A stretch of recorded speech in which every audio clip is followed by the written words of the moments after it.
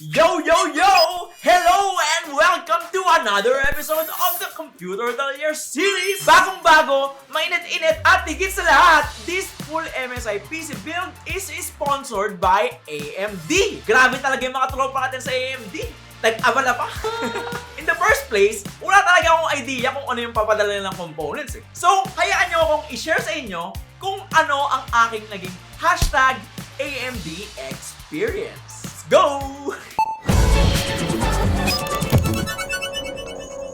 As of now, sa lahat ng PC builds na ginawa namin, ito ang masasabi kong pinakahigit, pinakamabilis at pinakamalakas when it comes to computing power. Because we have here the AMD Ryzen 9 5950X. 16 Zen 3 cores, 32 threads with a base clock of 3.4 GHz up to 4.9 GHz max boost. At alam mo ba na sa loob nito ay may dalawang CPU core die or CCD na yung katumbas na isang CCD nito ay isang Ryzen 7 5800X. Wow, grabe! Ganun siya katindi. Pang workstation na nga ito eh. Ang difference lang nito sa Threadripper and EPYC processors ay yung size ng cache memory and RAM support.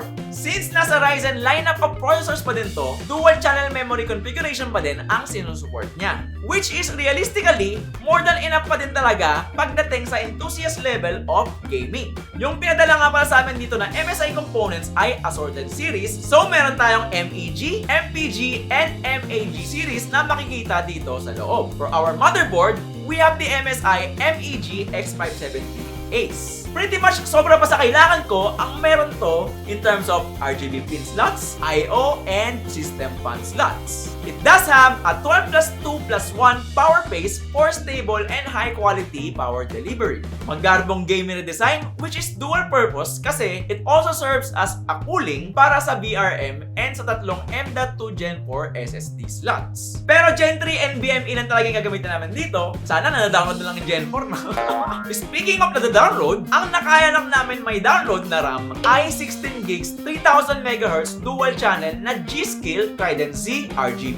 Okay na din to, pero pag bumaba na yung presyo ng mga RAM, mas recommended na talaga gamitin para sa 5000 series CPUs ang 3600 MHz with low number of cache latency. Next up, we have a combination of 1TB M.2 Gen 3 NVMe SSD and a T-Force Delta RGB 250GB of SATA SSD. Tama ka! It is not the latest and greatest, pero it will still give us a fast and great gaming experience plus synchronizable RGB lighting effects. For the case, ito ang magpapatulog ng buto nyo sa likod kasi sobrang laki at bigat niya. Saling na rin naman sumakit yung likod ko. Pero besides that, this MSI MPG SEKIRA 500X mid-tower case ay kompleto rekado na mapa-aesthetics, compatibility, fans, RGB, hub, and ease of installation. Airflow-wise, malalaman natin yan mamaya pagdating sa performance. Ang susunod naman ay syempre dahil meron tayong powerful and at the same time, high heat conducting na processor, ang tugon ni MSI dyan ay itong MSI MPG CORELIQUID K360 AIO liquid cooling na madali lang ma-install dito sa case dahil sa removable radiator mounting plate nitong SEKIRA 500X. Isa yan sa nagustuhan kong picture sa case na to eh. Pero ngayon ko dito is tempered glass din yung sa cable routing side. So, medyo maobliga ka pang mag-cable routing tsaka mag-manage. So, hindi ko na mapakita sa inyo. Alright? Finally, after kong kabitan lahat to ng supply galing sa MSI MPG A850GF na 850 watts 80 plus gold power supply, klinex ko lang. Sinalpak ko na ang pinaka-controversial na component pagdating sa PC build na sinasabi nilang pang online classes nila na walang iba kundi itong MSI Radeon RX 6800 Gaming X Trio. Hindi naman daw sa pagmamayabang sabi ni AMD. Pero sila pa lang daw ang merong high performance na CPU and GPU na tech company. Mga tech company, labas! Di nga nagyayabang eh.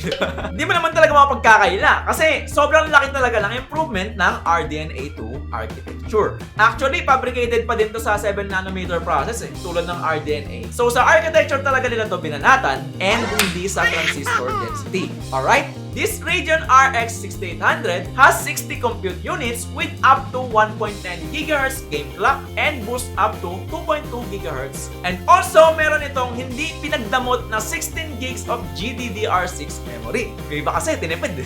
Though hindi ito GDDR6X, may feature naman tong 128 MB of Infinity Cache, which is responsible sa pag-deliver ng high bandwidth data transfers para maging smooth ang high-resolution gaming mo while hindi siya nagko-consume ng malaking power. At dahil naka AMD CPU and GPU tayo, pwede natin magamit yung libreng system optimization feature ni AMD na Smart Access Memory. This will allow the processor to fully access the high-speed memory of the GPU, which in theory will provide faster frame buffer speed. So make sure na naka AMD 3000 series or 5000 series processor ka, Radeon RX 6000 series na GPU, and AMD 500 series motherboard with the latest BIOS installed. Pag na-checkan mo lahat ng system requirements na yon, madali lang siyang enable sa BIOS setup ng PC mo. Pagka na-enable mo na yon, wala ka nang ibang gagawin kundi maglaro. Boot pala muna. Bago tayo magpatuloy sa performance testing, i-flex ko lang muna sa inyo yung aking completely sync na setup. Look at that. Hindi sync. Ayun o. Yung headset. Nangyari sa iyo.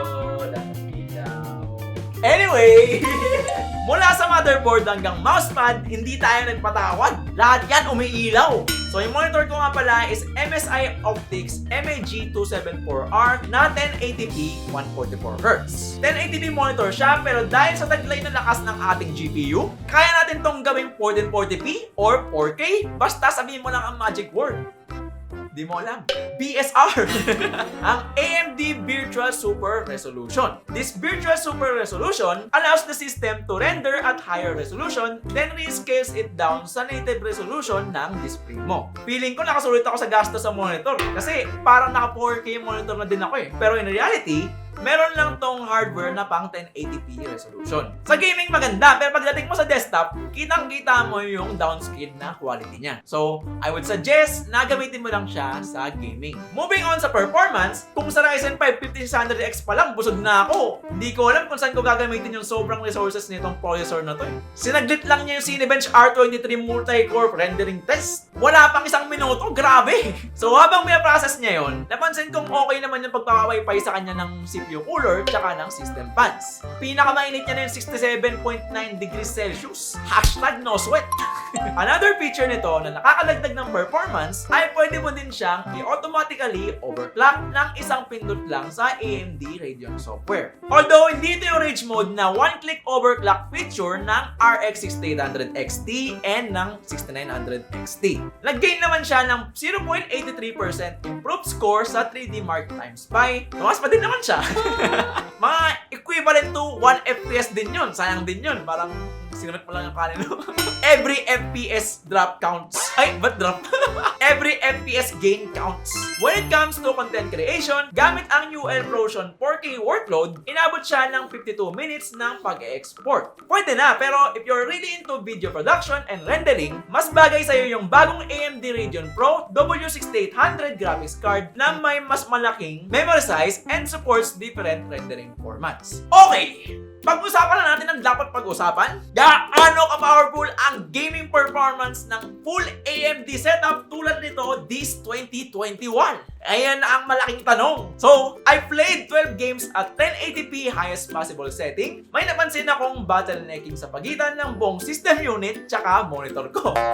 Sobra-sobra sa specs ng monitor ko yung FPS na binabato ng GPU, lalo na sa esports title games. Na-impress din talaga ako dito kasi meron na din silang ray tracing na feature. Nakukuha na niya yung lighting physics ng kandila eh. Yung medyo nagpipade pagka nahanginan. Pero yung malapit din kasi dito, sa Resident Evil Village, kahit naka-enable yung ray tracing feature, sobrang playable pa din niya kahit sa 4K resolution. Magbalik tayo sa AMD Smart Access Memory. May bilang pa talaga yun? Well, sa Cyberpunk 2077, may libre kang 6 to 12% increase sa average and minimum FPS. Hindi niya naabot yung 4K 60, pero I can say na stable yung frame time niya. Based sa performance itong RX 6800, you should definitely get a 1440p with high refresh rate na monitor. Or kung solo player ka lang, pwede ka rin mag 4K monitor kung kakayanin ng budget mo. Sobrang aggressive talaga ng AMD ngayon. Rawr!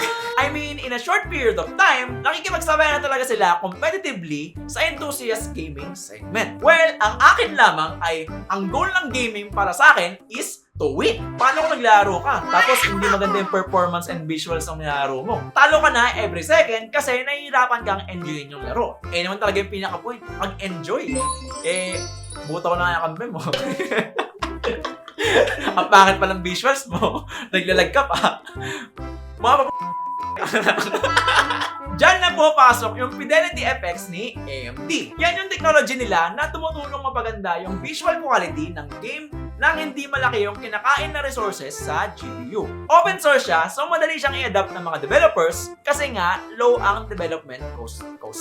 Low ang development cost niya. So kung low ang development cost, mas madali siyang i-apply lalo na sa mga esports title games. And good news para sa atin kasi dadating na ang magiging karibal ng Deep Learning Super Sampling or yung DLSS, which is the AMD Fidelity FX Super Resolution or FSR. It is also an upscaling feature na magbibigay ng up to 2 times the performance in games at 4K with ray tracing enabled. Though yung algorithm niya is hindi gumagamit ng AI. Pero excited ako dito kasi supported niya both AMD and Branch X.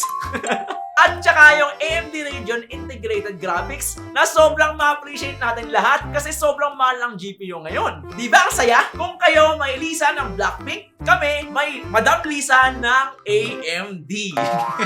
Anyway, wala na ako may kwento sa inyo kasi overpower na to para sa Google Docs use case ko.